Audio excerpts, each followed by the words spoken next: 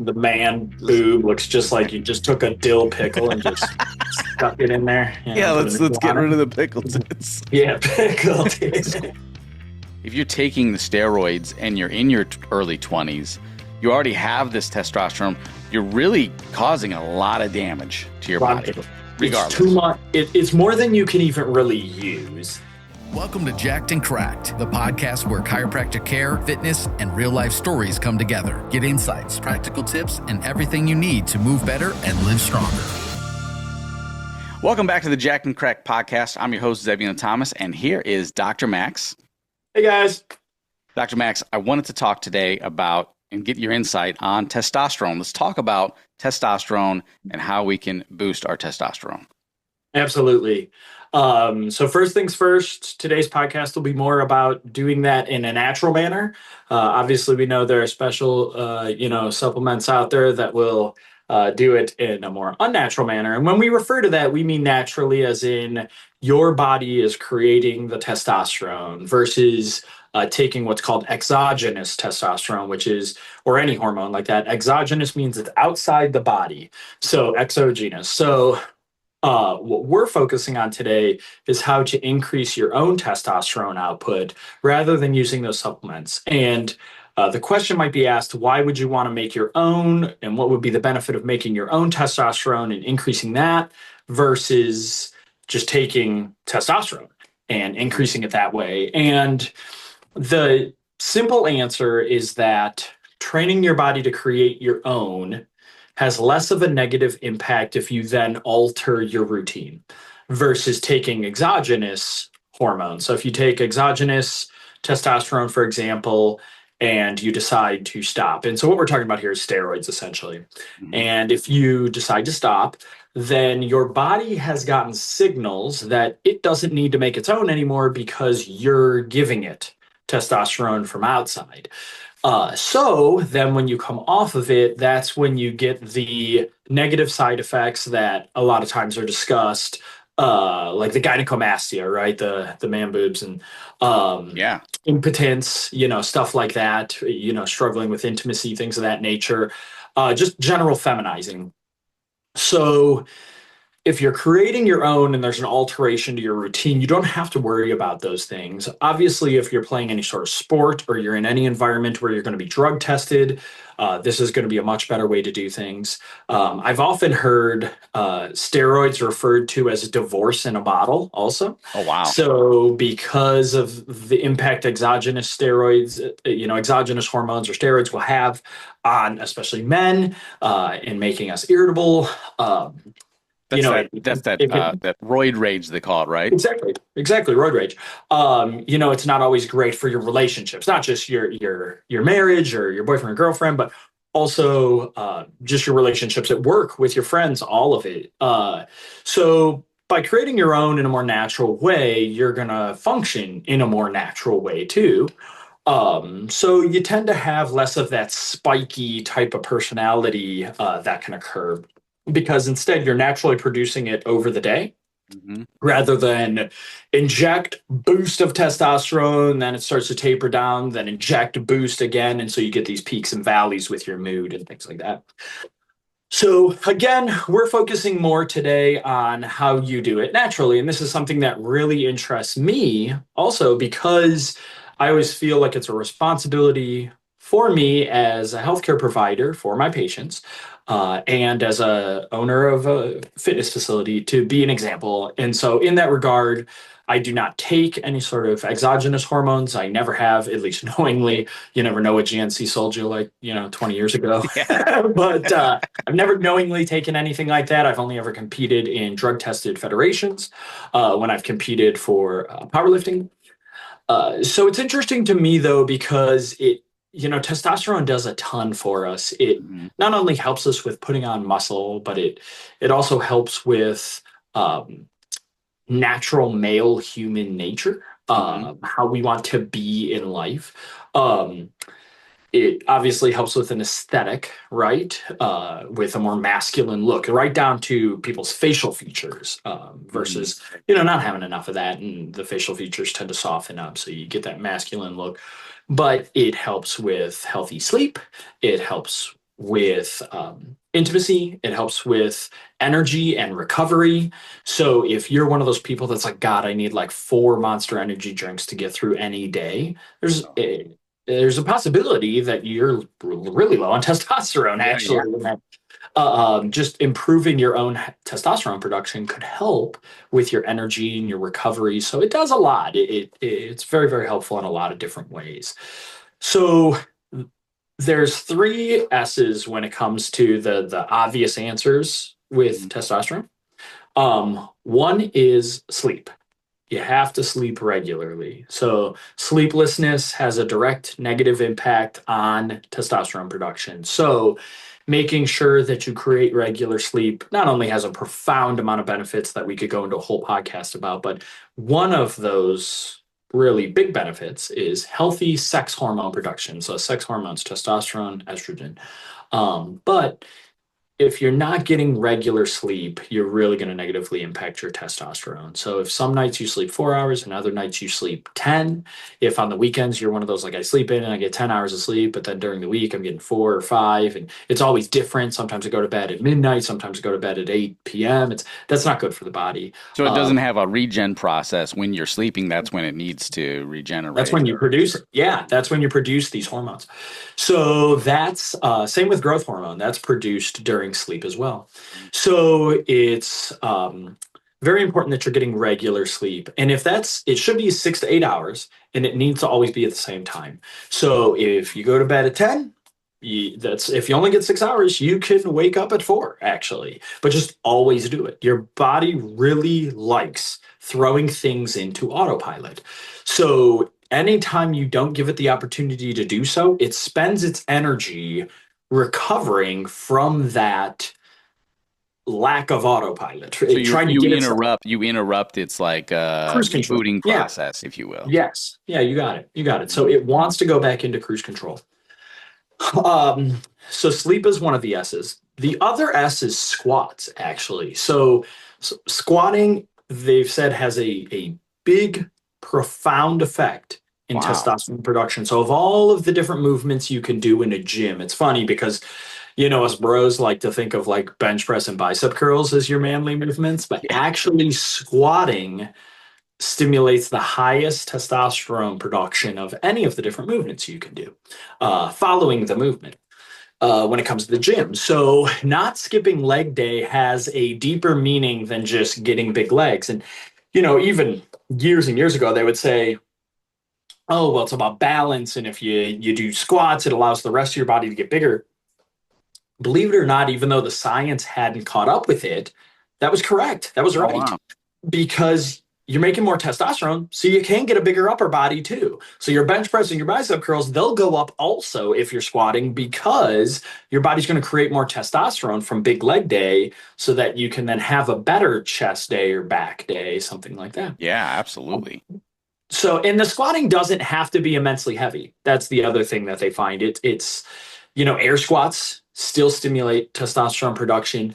But even squats that you would do with a weight for 10 to 20 reps is still going to stimulate that testosterone production. So individuals that are, maybe at work and they have a standing sitting desk, they can get up and start doing some squats during their work do day. Some air squats. Boost some testosterone. So when your boss comes in and says, "What are you doing, John?" "I'm boosting my testosterone, Bob." Yeah, I'm becoming John Rambo. Exactly. Get out of my face. Yes. Well, and you bring up a great point, right? Because most people have desk jobs anymore. And that's probably the reason this whole testosterone topic is particularly important. If we were all working like fire paramedic, professional huntsman, something like that, you'd probably be fine, because there are certain professions where they just generate testosterone by doing their job. But I'd say for the vast majority of people, your job does not create testosterone. In fact, in modern society, we pretty much have done everything we can to make sure that you're not producing testosterone in the workplace. It's more of an estrogen-centered workplace, right? Yeah. Being a chiropractor, for example, I have to go in there with a lot of empathy and compassion and love for the patient. And all of those things are more estrogen-derived emotions. So that's what gets increased in my daily work environment, right? I'm focusing on a more nurturing, caring persona that I have to have when I'm a chiropractor. So that's not doing anything for my testosterone. That's actually, in estrogen and testosterone like to do this, right? You have more of one, you have less of the other. So that's going to really, really, really boost up my estrogen because it's just what you think of, right? Estrogen, like your mothering and maternal instinct versus your like paternal hunter-gatherer, provide for family instinct. So a lot of jobs can either tap into your estrogen production because of the empathy, compassion, or if you're just sitting at a desk working on a computer for most of your job, it just doesn't increase testosterone because there's nothing about that stimulus that tells your body make more testosterone. You're not hunting anything. You're not trying to procreate. You're not trying to lift a heavy weight. There's nothing that stimulates your body to create that hormone. So your body just doesn't make it. So you inadvertently, the joke about doing the squats at work brought up a great point because it's very true. You nailed it. Most people are tanking their testosterone in the workplace. And then they get tired and then they don't want to work out, but then they're taking in all this crap that also tanks it, right? All the caffeine, right? So you're drinking all this caffeine. So your work already tanks your testosterone. Then you're drinking all this caffeine. You're drinking caffeine after like 4 p.m. So then you're not going to sleep right. So then you're not making testosterone when you should be sleeping. And then you're not exercising because your job goes long and your tummy's kind of turned over because you drank 4 energy drinks that day. So you don't feel like working out. So then you didn't work out. You skip squat day. And maybe you do work out, but you just skip leg day. So then you tank your testosterone even harder. And then you don't know why you're not getting any gains. And that's right. Because that promotes the muscle growth and all that stuff. And that's wow. So, and then there's just a lot of weeping and pickle tits. So, exactly. Like the man boob looks just like you just took a dill pickle and just stuck it in there. Let's get rid of the pickle tits. Pickle tits. Squats to eliminate them pickle tits. Yes, you got it, man. So, and what's you said there's 3 of them, right? So the second S is squatting, and the third S is sex or intimacy. Mm-hmm. First things first, with yourself does not count. So people are going to ask that right away, right? It actually gets asked even. It doesn't boost the testosterone. It does not help your testosterone. There's a chemical change, right, when you're intimate with someone. Absolutely. That makes that drive, right? It taps into a primordial human, basically, that's inside each of us, that says you're trying to procreate. And that's what that hormone's there for, right? Hunt, gather, move heavy things, and procreate, make babies so that they can then hunt and move heavy things. It's all about survival at that point. Right. It's a survival thing. Mm-hmm. So it's just like any other animal. So it taps more into base mammalian nature. So intimacy is a huge one for testosterone production. So that's another piece that, especially with age and maybe people who've been in marriages for a long period of time, maybe kind of falls to the wayside too. And maybe intimacy maybe shows up once a week or once a month for people. And that also tanks your testosterone. And then the problem is that one becomes self-fulfilling, right? Because there's less frequent intimacy, so you're not making as much testosterone. And then because you're not making as much testosterone, you don't want to have intimacy as much because the testosterone is not there to tell you to do it. So that one is the cause and the effect, essentially. Oh, wow. So that's a pretty big, on the 3 of the S, is a pretty big blow if that area is missing or lacking. You got it. So that's a piece, especially for, I'm going to say for people, past 25, where you're just like a 25-year-old man just makes more testosterone than we really know what to do with anyways. Yeah. But then, past that, and like I said, there's a single event in most men's life that will actually lower their testosterone more than any other event. And do you know what that event is? Mm-hmm. Having kids. I thought you were going to say marriage. Yeah, marriage. That lowers our life expectancy. I'm just kidding. My wife is wonderful. I just want everybody to know. We love our wives, Yes, I have a wonderful marriage. My wife has a terrible marriage.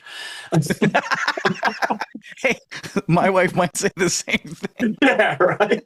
So, but no, it's having children. And it makes sense because once you have the kids, your body changes its pattern. So instead of going in, make testosterone so I can have kids, then it converts over to make estrogen so I can take care of these kids. That's right. So you don't throw your kids.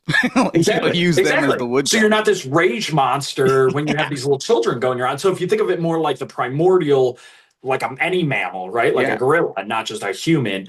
It makes sense, right? It makes sense when you take it out of just talking about humans in 2025 and you think of it more from a primordial sense.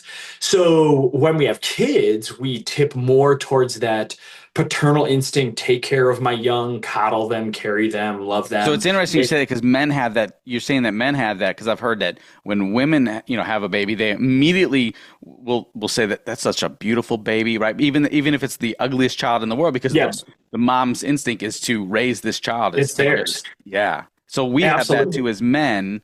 Absolutely. Interesting. Yep, absolutely. So maybe some men didn't get the memo when they left. Right. I'm just saying. You're exactly right. Just saying. That's another spot where we then have to be conscious of it. And so again, when I'm talking about a lot of this testosterone stuff, it predominantly applies to males with age, males with children, that sort of thing, males with desk jobs. If you're like a 22-year-old guy that's single and works out all the time, your body makes more testosterone than you're even using right now. Yeah. It's kind of interesting because there's been a flood of social media influencing and kind of glorifying steroids, and it's no longer like a faux pas thing. When we were younger, when we were younger, even the kid in your high school that was definitely on them didn't talk about being on them. Yeah, it was like where do I get those? And I can imagine that if you're doing if you're taking the steroids and you're in your early 20s, you already have this testosterone, you're really causing a lot of damage to your body. Regardless. It's too much. It's more than you can even really use. And then on top of it, you're yet again stimulating your body to not create its own at a time where it should be creating its peak amount. So it really, really causes this nasty rebound effect afterwards of really not creating your own. And again, coming off of that too creates these huge swales in your personality, which isn't great either for any of your relationships, for yourself. A lot of people experience pretty substantial depression when they come down off of steroids or anxiety, because then their physique is changing dramatically because of the way they did it. And steroids don't just automatically make you the most jacked person in the world. You still have to put in some work. I will say, there's definitely scientific evidence that you can actually take steroids and not do anything, and your body does put muscle on it. That's crazy. So it doesn't also contradicts a lot, because like when you take steroids, I also heard it also gives you lack of sexual performance. Yeah. You end up with intimacy issues. A lot of people don't know that the hormone that actually causes sexual drive is estrogen. But in our bodies, in the male body, we can convert testosterone to estrogen, and we have this conversion chemical effect that happens in our body that causes that conversion of our free testosterone to estrogen, so that we then are quote unquote in the mood. When you are creating, and as I told you at one point, the estrogen testosterone thing kind of does this. So if you just go in an extreme, testosterone state, you're peeling back so hard on that estrogen that it takes away the mood, and it can affect that type of stuff. So that, and your body kind of, especially men, we're kind of singular in purpose, right? So if you're like really angry, it doesn't want to be intimate. So it doesn't, you know what I mean? It's absolutely. It's not like you can be all the things at once. I think women are a lot more multidimensional in that regard. Well, yeah, because intimacy starts a lot with, like conversation and getting time spent with someone. And it's not just like raging, like, let's go. I mean, though we can, let's go, But to really have that full effect. Right. So that's a great point to bring up. So 3 S's are really big. In addition to that, they find things like competition being immensely helpful. And they found that competition, even with simple things like you like to play cards with your buddies or something like that. Actually, competition drives up testosterone. And it goes back again to primordial self. You're trying to raise yourself above the other males in the herd so that you look like the more appealing male for the females to reproduce with. Oh, yeah. So your body does that on its own subconsciously. So competing in things helps increase your testosterone. So obviously physical things like weightlifting or a sport are really helpful. But like I said, they even showed that sometimes there's a negative effect with screen time and testosterone, that actually like competing on screen, like in some sort of competitive video game, let's say, actually helps bump the testosterone up a bit too. And if you're getting up off the couch or your gamer chair and you're doing some squats during your game. Do some squats while you're competing in between the games. You got it. That's right. So competing triggers that, right? It's trying to raise ourselves. We're peacocking, right? Like I'm the best one. See, I just beat everybody else around me. Shaking my tail. So yeah, exactly. Shaking your tail feathers. You're puffing your chest out. That's so my obviously, yeah, right. Shaking your pickle tits, trying to get rid of them. So that's a really big one too. Competition is an important one. Being around other guys actually increases it. So like a whole bunch of guys getting together and working out in the gym or competing in something actually increases your testosterone too. It's the same thing. It's kind of like we're getting ready to go out and hunt, right? We're gonna go animal or survive, And like, you got it. You got it. So that's why in the beginning I mentioned like fire paramedic is a healthy job environment for men, because you're around it's not all men, but it's heavily male based profession, and they're doing physical stuff. They're out there saving lives. They're doing the things. They're competing. They work out at the firehouse in between calls and stuff like that. So it's a job that just jumps your testosterone up just by existing. Yeah. Well, I was going to say, I think it's interesting that we touched on this topic because, I was unaware of all the things. Like when you said to create your own, I'm thinking, okay, there's some there's some meal prep here and there's some drinks, and I'm sure there is, and supplements. But just the fact that we could do these three things and not have to take, supplements or meal prep, literally we could just do that. Get more sleep is what you said, right? Yep. Squats, and then intimacy yep. with a partner. Yep, with a partner. Yep. Wow. So that's those are the biggies. There's a supplement that I do take to help with my testosterone production. It's called ZMA, or zinc magnesium aspartate. You take it at night right before bed. It's just minerals, right? Zinc, magnesium, those are minerals. Aspartate is actually just the carrier molecule that attaches to, and it's just been shown to help increase free testosterone. You take it at night.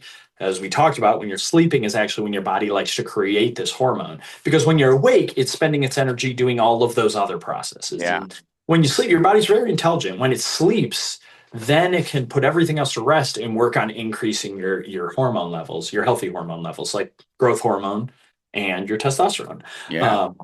Which is why if you ever look at the habit of like a bodybuilder, they sleep all the time. They're regularly sleeping. In fact, people are regularly stunned at how infrequently actually a bodybuilder or a powerlifter works out versus how much they sleep or lie around. Oh, yeah. Because they're just trying to recover the whole time and get everything going the way it's supposed to go.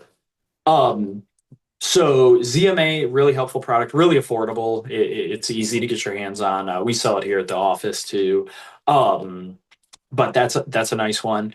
ZMA has been known to create a little bit of, it can create body acne. I've never experienced that necessarily myself, but I do put that out there.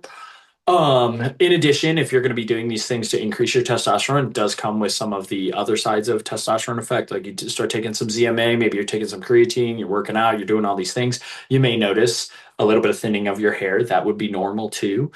So it is a give take and a balance that you have to be willing to.